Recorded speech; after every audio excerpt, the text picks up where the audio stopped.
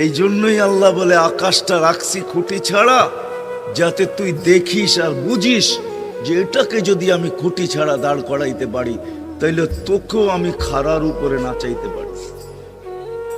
তোর বাবা দরকার ছিল বিশাল সূর্যটাকে যদি আমি মহাশূন্যের ভিতরে রাইখা যদি আমি এটাকে ঘন্টায় 6 লক্ষ কিলোমিটার বেগে যদি দৌড়াইতে পারি, যেটা তোদের দুনিয়ার থেকে 13 লক্ষ গুণ বড়, আমি আল্লাহ যদি এটা পারি, তাহলে তোর মতো 3.5 একটা মানুষ, 6 ফিট 6.5 ফিটের একটা মানুষকেও আমি বাধ্য করতে পারি।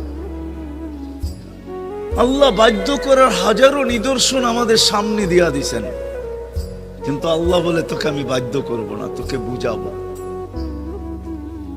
বিদায় আল্লাহ বুঝাইতেছেন আমাদেরকে।